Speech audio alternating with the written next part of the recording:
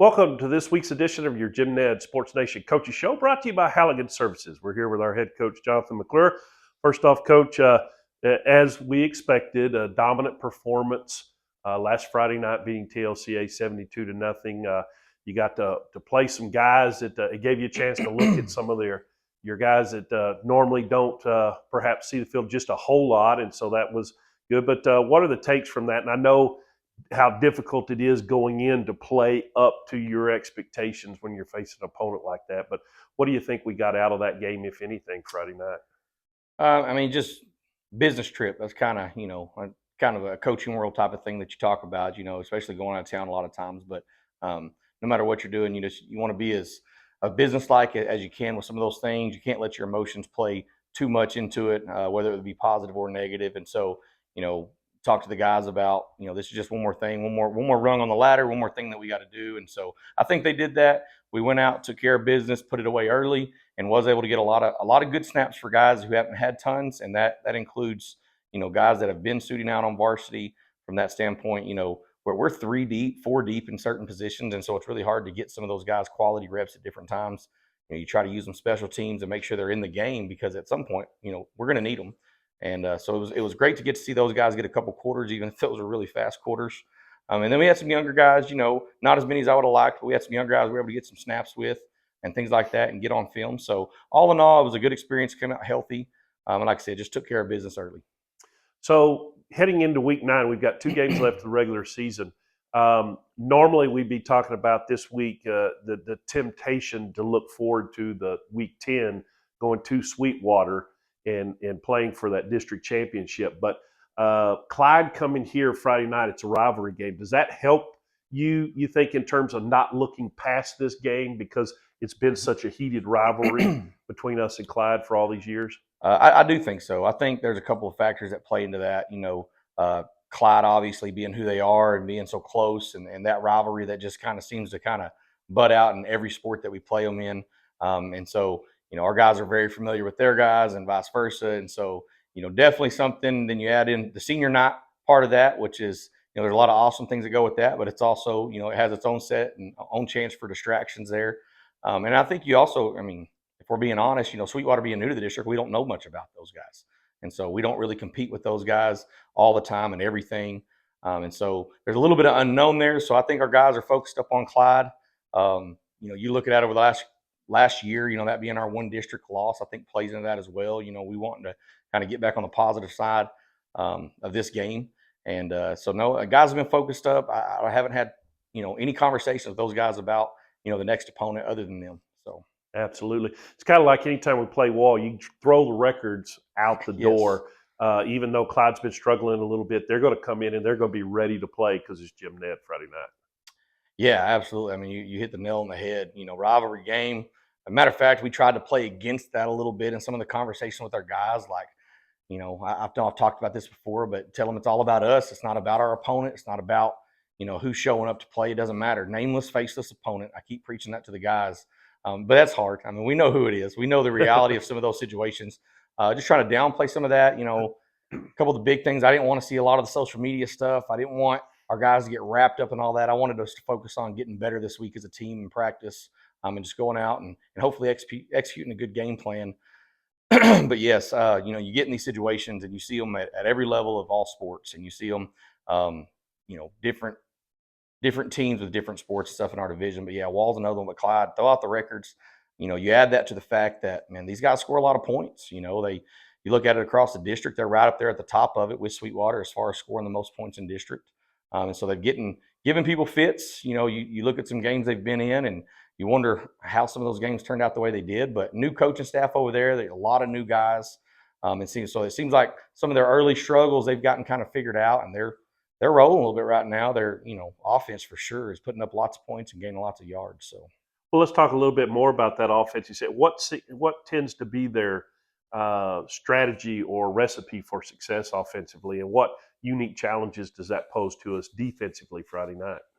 So, if someone didn't know any better, Coach Haddock coming in over there, he was on staff. I believe he was co-offensive coordinators with Coach Dudgeons while they were at Abilene Cooper together for some time, and then he went off and was the head coach up north in the Panhandle for a little while. But you look at it from a breakdown standpoint for us, and they're really very similar to what they were the last couple of years under their former coach. Same offensive mind, same offensive schemes. He probably would like to throw the ball a little bit more than Coach Dudgeon's did, but that's not really how they're set up. So they're up front, they're big, they're huge. They average over 250 across the board on the O line, and so you're going to see them get in there. They're going to be tight splits. They're going to play a lot of 11 personnel type of groupings with a tight end and a running back, and they're going to try to run the ball. And they do a great job schematically, just creating space for their playmakers. You add into that they got a quarterback who can run, and that's the biggest thing that I think I've noticed the last couple of weeks is they're asking a lot more of that guy. I don't know if early on they were worried more about injury or if he was just a young guy. He's just sophomore, so young guy coming in. Maybe they were kind of bringing him along a little slow, but you saw that what they saw to be a very big pivotal game for them against Sweetwater last week. The quarterback came in and he carried the rock a ton, whether that be design runs or just things when instead of just letting the ball fly, he decided to pull it down and run. They got a couple receivers that, one of them's really, really fast and has good hands. They got another tall guy who creates a matchup issue just from a height standpoint and things like that. So they do a good job spreading the ball around, getting to their playmakers. They're big up front. They don't just move particularly well, but they don't have to the way they play the game. And so they formation you to death, let that QB run all over the yard. And that seems right now to be their kind of recipe. Big physical running back, so you got to respect him. And then all of a sudden you look up and he's an old school fullback leading for the QB. And so. Right. Yeah, absolutely. And we've seen that quarterback, and we've seen that quarterback run, our juniors, and so forth, and sophomores have seen that at the sub-varsities. We've seen him, Yes. very effective at since he's been in seventh grade over there, Correct. been able to be an athlete and a threat offensively. Well, let's talk a little bit about defense. It seems to be that's where Clyde, if they struggle, are going to struggle on that side of the ball. They've had a little bit of problems keeping people, in check. So, what's the offensive game plan like going into this week? For us, we're gonna continue to try to do the things that we do. We're gonna line up and we're gonna run the ball right at you and see how physical you want to be. That's always been our MO, so to speak. And then with that, I know we haven't seen it the last couple of weeks because we really haven't had the need. But with that, when you can really draw those guys in, and they play a very similar defense to what we play. A lot of those guys have some influence from right there in Abilene High, Abilene Cooper type of stuff. So, you're looking at almost a carbon copy with the way that they line up and things like that. So we feel like we have a good idea where they're going to be to different sets, how they want to attack us and things like that. So we're going to have a physical run, downhill running game. Hopefully draw those safeties in, create some one-on-one matchups with our playmakers out on the edge. We'll do some motion stuff because they're going to do a lot of man match type coverages and things like that. So, we'll go through our progression. We'll start running the ball, and if that's having the success that it has, when they adjust to try to take that away, that's going to open up something else for us, whether that be downfield passing game or putting in routes right in there behind the linebackers. If they get real aggressive, it'll open up the screen game for us. So we'll just kind of take that as we go, just kind of how we approach most weeks with that being said. But number one thing is, man, we're gonna run the ball. Absolutely. Well, talk to us overall, as we head into week 9. Of course, we don't want to get talking too much about the playoffs and so forth, but what would you like to see in the next couple of weeks before you get into the playoffs? Is there anything that really needs fixing or adjustment, or what would you like to maybe clean up just a little bit before we start the playoff run? Man, we could go through a little bit of something from every phase of the game. So I'll approach that question that way.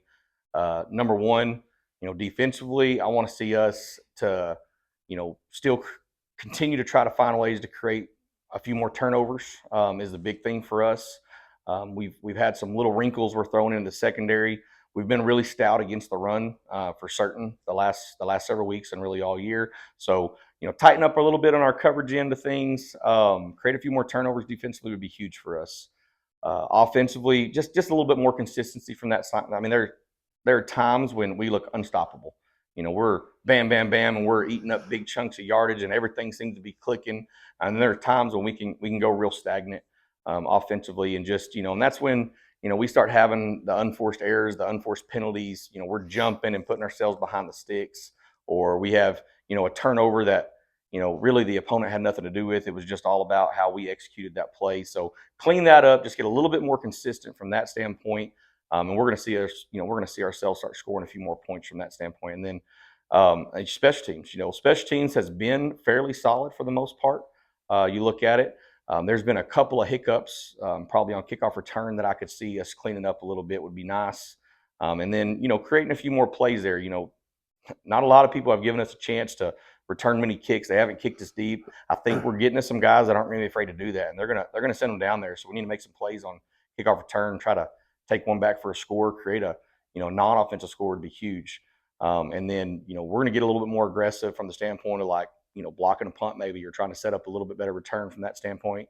We've had a lot of luck with Brett Clausen going back and moving to that punt returner role.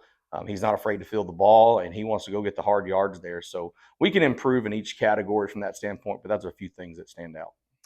Okay, it's going to be, speaking of improvement, going to be very difficult to improve defensively from last week. A new school record, minus 39 yards of total offense for TLCA. It's going to be a little difficult to improve on that. Yeah, some of those outlier games like that, they make some of those records pretty unreachable at times, it seems like. So 3 safeties. I mean, man, yeah, God, I don't know if I've ever seen that. Yeah. 2 in 1 quarter. I mean, my goodness. Some teams are lucky to get 1 in a year, Yeah, So, no. Yeah.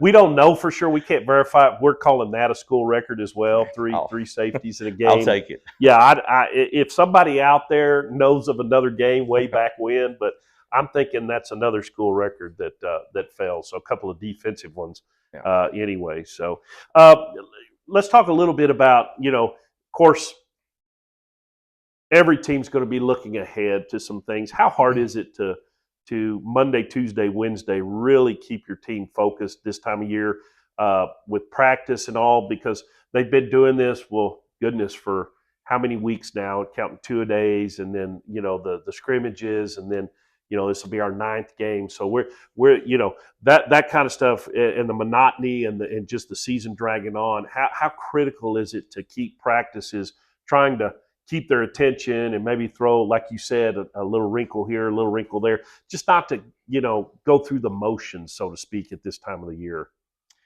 Yeah, I mean, it's extremely difficult at times. It seems to go in waves. If you understand what I mean by that, it's not always this group of kids. It's not, very rarely have I seen us do that as a group.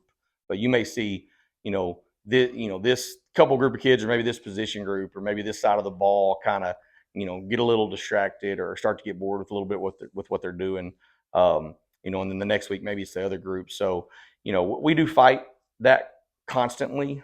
This group has been pretty good for the most part. That the one thing I can say about them is we've yet to stack days where I thought we were, maybe a little flat Monday and then flat Tuesday again. It's like I will say they typically respond. Of course, we sit down and talk at the end of each practice, kind of just a quick recap of what it felt like, what it looked like from a coaching standpoint. And so when I've told them, hey man, it was dead or whatever else, they typically respond in a great way. And then I talk to our tribal council members. I put a lot of that on those guys.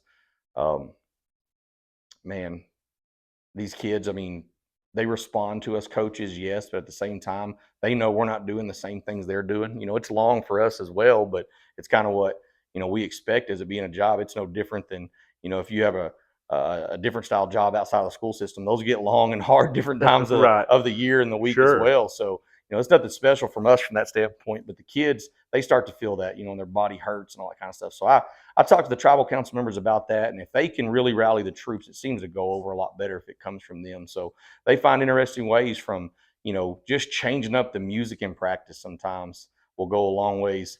We had a special appearance from one of our coaches decided to break out some older coaching gear.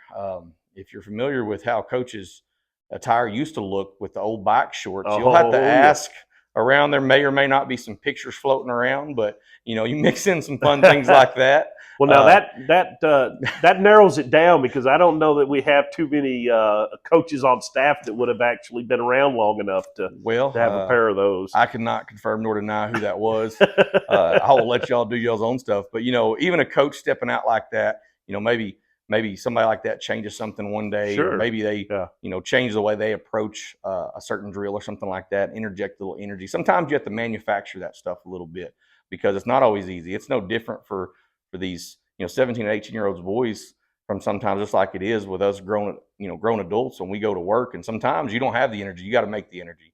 And so our kids have done a great job with that thus far. Coaches have done a great job as far as trying to help them find ways to do that. And so we're in the dog days for sure.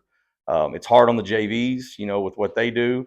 They're looking at their season and what's that look like at the end of the year. What do I do when my season's over? And so you kind of see it at all levels, but kids' spirits have been pretty high. Like I said, we haven't stacked any bad days. So that's positive. We just try to keep getting better each day.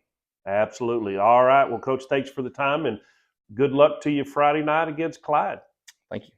That is your GymNet Sports Nation Coaches Show featuring your head coach, Jonathon McClure, brought to you by Halligan Services.